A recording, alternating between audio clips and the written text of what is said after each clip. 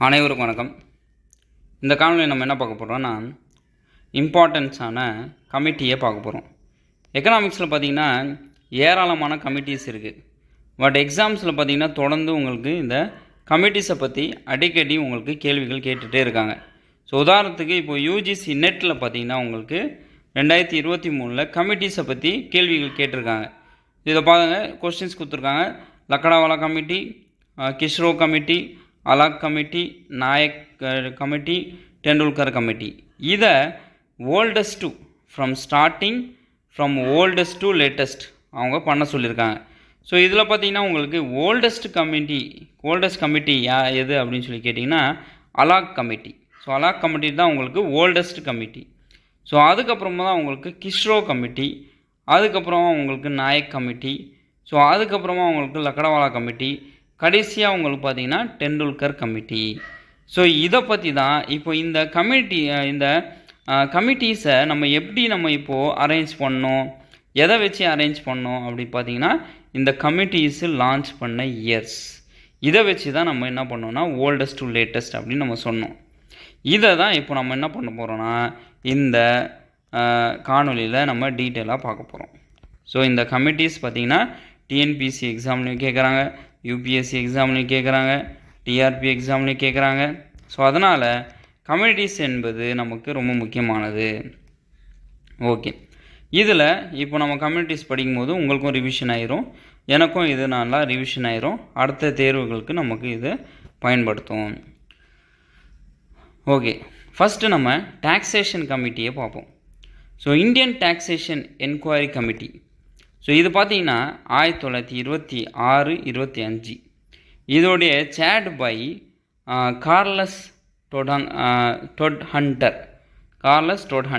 So Indian taxation enquiry committee first 1924 சுதந்திரத்துக்கு முன்பு, சரி, 1924 வந்திருக்கு. சார்லஸ் டொட்ஹண்டர் உடைய கமிட்டி தான் இது இந்தியன் டாக்ஸேஷன் என்கொயரி கமிட்டி. அதுக்கப்புறமா சுதந்திரத்துக்கு பின்பு டாக்ஸேஷன் என்கொயரி கமிஷன் வந்திருக்கு 1953. இந்த கமிஷன் யார் உருவாக்குனதுன்னா John Matthai. Title report of the taxation enquiry commission. The commission was instituted to make a comprehensive enquiry into a system of taxation in the country in 1953-54. Okay, அடுத்து Indian tax reform commission, Kaldor committee. இது ஃபேமஸான committee, அடிக்கடி எக்ஸாம்லேயும் கேட்குறாங்க. Kaldor committee 1956. அடுத்து பார்த்தீங்கன்னா direct taxation administration enquiry committee submitted its report in 1958, chaired by Mahavir Tyagi. அடுத்து Bhoothalinga committee. So tax committee for the rationalization and simplification of direct taxation. இந்த Bhoothalinga committee எதுக்காகனா tax committee for the rationalization and simplicity of direct taxation 1968. இப்போ direct tax inquiry committee. So direct tax inquiry committee 1970 வந்திருக்கு. So அதே indirect tax inquiry committee பார்த்தீங்கன்னா 1977 வந்திருக்கு. இது அடிக்கடி நமக்கு கேட்பான். டைரக்ட் டேக்ஸ் கமிட்டி எந்த வருஷத்தில் கொண்டு வந்தாங்க, இன்டைரக்ட் டேக்ஸ் கமிட்டி எந்த வருஷத்தில் கொண்டு வந்தாங்கன்னு. Direct tax committee 1970, indirect tax committee 1977. Direct tax committee யார் மூலயமா வந்தது? வான்சூ கமிட்டி. ஸோ வான்சூ தான் direct tax committee. Indirect tax committee யார் மூலயமா வந்தது? L K Jha committee 1977. So K N Raj committee, tax on agriculture, wealth and income 1972. அதுக்கப்புறமா சோக்ஷி கமிட்டி 1977-78. அதுக்கப்புறம் செல்லையா கமிட்டி 1991. இது ஃபேமஸான கமிட்டி, அடிக்கடி எக்ஸாம்பிள் கேட்போம். Tax reform committee, Chelliah committee எந்த வருஷம் லான்ச் பண்ணது? 1991. அதுக்கப்புறம் Rekhi committee focus on the indirect tax 1993. Okay, அடுத்து Vijay Kelkar committee, simplification and the rationalisation of direct and indirect tax. So Vijay Kelkar committee simplification rationalisation டைரக்ட்லேயும் இன்டைரக்ட் டேக்ஸ்லேயும் 2002 கொண்டு வந்தாங்க. அதுக்கப்புறமா Kalyani Menon Sen committee 2002 to examine the recommend measure to simplify the customs and excise procedures. அதுக்கப்புறம் direct tax code bill 30th August 2010 introduced in Lok Sabha. Direct tax code bill எப்போ வந்துச்சு 30th August 2010 introduced in the Lok Sabha. Okay, அடுத்து TR Rustagi committee. Rustagi committee எப்போ வந்துச்சு to simplify the streamline taxation structure of the service tax reform and administration. So streamline இது எப்போ வந்துச்சுன்னா 2011 வந்திருக்கு. அதுக்கப்புறமா பார்த்தசாரதி ஷோம் கமிட்டி 2012, பார்த்தசாரதி கமிட்டி 2012 வந்திருக்கு. To review the propose general anti avoidance rule. So Parthasarathi committee anti avoidance ரூலில் வந்திருக்கு. அடுத்து அரவிந்த் சுப்ரமணியன் கமிட்டி பார்த்தீங்கன்னா submitted its report to ministry finance and on December 6th 2015 designed to GST. Okay, அடுத்து பார்த்தீங்கன்னா டாக்ஸேஷன். ஸோ அடுத்து tax administration reform commission. So இது எப்போ வந்துச்சுன்னா 2014-16 வந்திருக்கு. இது யார் இன்ட்ரடியூஸ் பண்ணாங்கன்னா பார்த்தசாரதி ஸ்டோம் இன்ட்ரடியூஸ் பண்ணியிருக்காங்க. ஓகே, அடுத்து ஜிஎஸ்டி. அடுத்து பார்த்தீங்கன்னா ஜிஎஸ்டி கவுன்சில். இந்த ஜிஎஸ்டி கவுன்சில் ஃபஸ்ட்டு யார் இன்ட்ரடியூஸ் பண்ணுது? இந்த ஜிஎஸ்டி கவுன்சில் 2017 இன்ட்ரடியூஸ் பண்ணியிருக்காங்க. Finance minister and formulate by the GST policy ongoing design the making. அதுக்கப்புறம் direct tax code tax form, direct tax code tax force. So Akshaya Rajan draft on the new direct tax code. So அடுத்து நாம் இப்போது poverty estimate committee. இதுக்கு முன்னாடி இப்போ பார்த்தது tax committee, இப்போது poverty estimate கமிட்டியை பார்ப்போம். பாவர்ட்டி எஸ்டிமேட் கமிட்டி இப்போ நம்ம எப்படி இந்த கொஸ்டின் கேட்டிருக்காங்க, இப்போ இந்த கொஸ்டின்ஸ் தான் நம்ம என்ன பண்ணோம், சால்வ் பண்ணோம். இப்போ பாவர்ட்டி எஸ்டிமேட் கமிட்டி பார்த்திங்கன்னா ஃபஸ்ட்டு அலாக் கமிட்டி தான் 1979 வந்திருக்கு. அதுக்கப்புறமா ஃபஸ்ட்டு என்ன கமிட்டி வந்திருக்குன்னா Dandekar Rath committee. So Dandekar Rath committee first வந்திருக்கு. அதுக்கப்புறமா அலாக் கமிட்டி வந்திருக்கு. அதுக்கப்புறமா லக்னாவாலா கமிட்டி, அதுக்கப்புறமா டெண்டுல்கர் கமிட்டி, அதுக்கப்புறம் ரங்கராஜன் கமிட்டி. ஸோ இந்த கமிட்டிஸ் எல்லாம் நமக்கு முக்கியமானது. ஸோ இதுதான் நமக்கு இருக்கிறதே poverty estimate committee. So poverty estimate கமிட்டினாலே இது தான் நம்ம தேன்கர்நாத் இது நமக்கு போன வாட்டி பிசிடிஆர்பி எக்ஸாம்லேயும் இருந்த பாவர்ட்டி எஸ்டிமேட் கமிட்டியை பற்றி கேட்டிருந்தாங்க. So Dandekar and N Rath committee 1971, அதுக்கப்புறம் அலாக் கமிட்டி, அதுக்கப்புறம் லக்னாவாலா, அதுக்கப்புறமா டெண்டுல்கர், அதுக்கப்புறம் ரங்கராஜன். சரி, அடுத்து இந்த கமிட்டியை பார்ப்போம். So poverty estimate committee so பார்த்திங்கன்னா 1962 working group of planning commission Krishnamachariya, 1971 Dandekar Rath committee, 1979 Alagh committee, அதுக்கப்புறம் planning commission expert group Lakdawala committee. So chaired from the 1993. அதுவும் 2009 Tendulkar committee and Suresh Tendulkar committee. அதுவும் ரங்கராஜன் கமிட்டி, ரங்கராஜன். ஸோ இந்த பாவர்ட்டி எஸ்டிமேட் கமிட்டியை நம்ம ஞாபகம் வச்சுக்கணும். கண்டிப்பாக இது நமக்கு எக்ஸாமில் அடிக்கடி கேட்குறாங்க.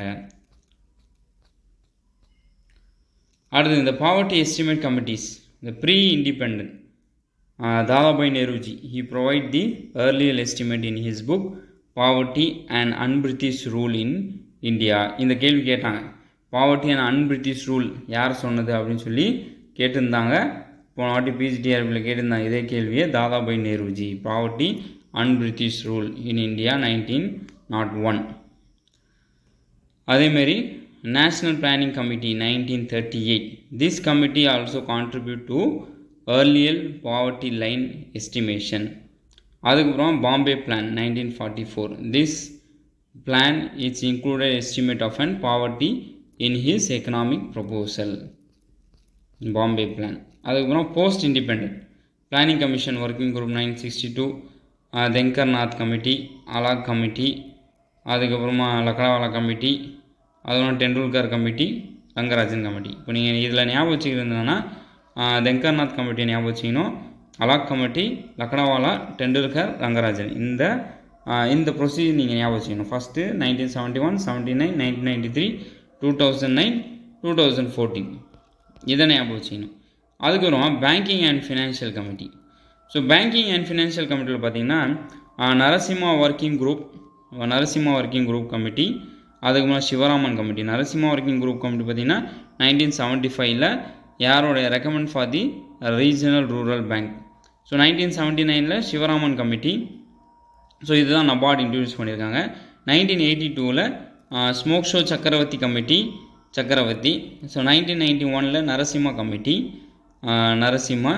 அதுவும் 1987 Vaghul committee, 1997 Tarapore committee and capital and account convertibility and SS Tarapore. அதுவும் நரசிம்மா கமிட்டி 2 நரசிம்மா, அதுக்கப்புறம் தாராப்பூர் கமிட்டி 2 தாராப்பூர். அதுக்கப்புறம் 2007 Raghuram Rajan committee. So Raghuram G Rajan. அதுவும் 2009 தீபக் மோஹன்டி கமிட்டி. அதுவும் 2010 மலாகம் கமிட்டி. 2011 மலாகம் கமிட்டி. அதுவும் 2013 இது நம்ம ஞாபகம் வச்சுக்கொள்ள உர்ஜித் பட்டேல் கமிட்டி. இது நம்ம கேட்கலாம். 2014 Urjit Patel committee recommendation for the inflation and targeting the framework for RBI. Urjit Patel committee கேட்பாங்க. தாராப்பூர் கமிட்டி 2 கேட்பாங்க, road map for capital account convertibility. Narasimha committee 2 கேட்பாங்க. இது என்னன்னா NPA norms and consolidation of bank. So இந்த கமிட்டிஸ் நமக்கு முக்கியமானது. இந்த கமிட்டிஸ் நம்ம படிச்சுட்டு போனோன்னா நமக்கு முக்கியமானது. தாராப்பூர் கமிட்டி, ரகுராம் ராஜன் கமிட்டி, அதுக்கப்புறம் உர்ஜித் பட்டேல் கமிட்டி.